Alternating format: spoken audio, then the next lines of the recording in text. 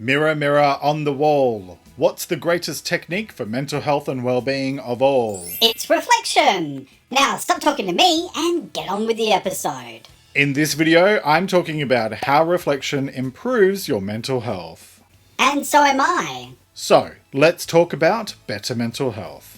Hello and welcome. I'm Jeremy Godwin and I share practical ideas for better mental health every week here on Better Mental Health and in my podcast, Let's Talk About Mental Health.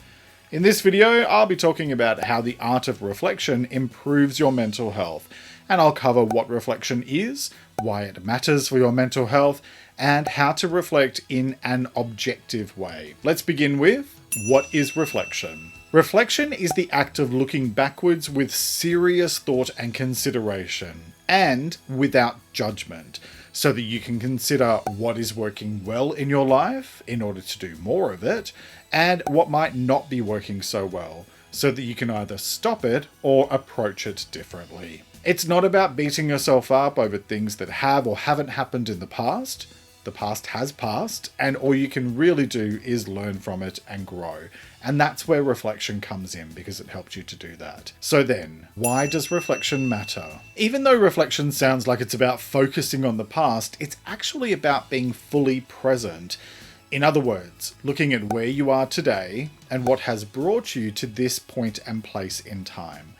And that then allows you to much more objectively consider your current position so that you can plan for the future. And more importantly, so that you can actively create the future that you want. And why does that matter? Because if you don't know where you are, how can you work out how to get where you want to or need to be? So how do you reflect in an objective way? Okay, so this is just one way of reflecting, and it's a process that works for me. Take an hour or so for yourself and find a place where you won't be disturbed. Make a coffee or tea and get yourself comfortable. Do whatever you need to do to make yourself feel relaxed. Grab a notebook and pen so that you can make some notes, or if you prefer using your phone or tablet, that's fine. However, just make sure that you turn off notifications or put it on flight mode so you won't be disturbed. Once you're settled, it's time to reflect. First, make a list of the things in your life that you feel most satisfied about, remembering that there are no right or wrong ideas. Now, make a list of the things in your life that you feel least satisfied about. My advice here is to set yourself a timer for just 1 or 2 minutes and only use that time. Why do I say that? Because if you're prone to negative self-talk, anxiety, depression, etc., you could wind up spending hours focusing on all the negative stuff, and you might just end up feeling terrible afterwards.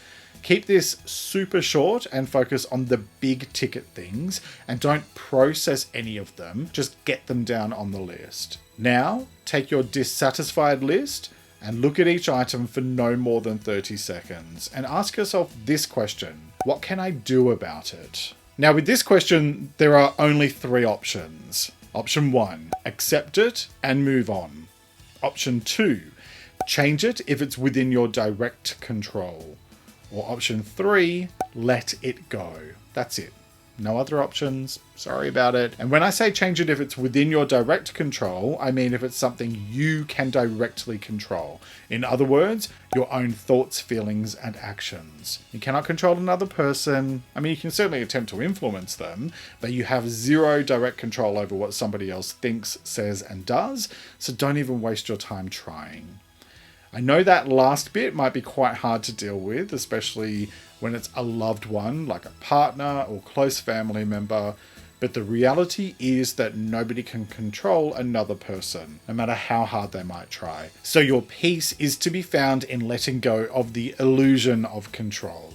And I talked about control back in episode 48 of the podcast, and it's linked in the description below. Now, take that list of dissatisfied stuff and work through it one by one without getting too bogged down or allowing self-judgment to creep in. And create 3 lists. List number 1, what you can change. Number 2, what you need to accept. And number 3, what you need to let go of. And then once you have your list of things to focus on, that is your self-improvement focus moving forward. So now we're done with the dissatisfied list and it's time to move on to your satisfied list. So we're ending with more of a positive here. And so that satisfied list is all the good stuff in your life that you identified before. If you are satisfied with particular aspects of your life, then the trick is to first be grateful for it and then to consider how you can have more of that in your life. For example, do you get a thrill from helping people? Great, do more of that. Go volunteer or find something that works for you and increases your satisfaction. Look, satisfaction in our life rarely just happens. It takes some effort and it involves us choosing not to take things for granted. Whatever you choose to do to address the stuff that you're not satisfied with, or to make the most of the stuff in your life that you are satisfied with, just do something every single day to take small steps towards creating the future that you want. I talked about how to do that in episode 100 of the Let's Talk About Mental Health podcast, and you'll find that linked in the episode description below if you'd like to explore the subject in more detail. Whatever you choose to do is up to you. Remember, better mental health begins with what you choose to do today. So, I hope those tips were helpful.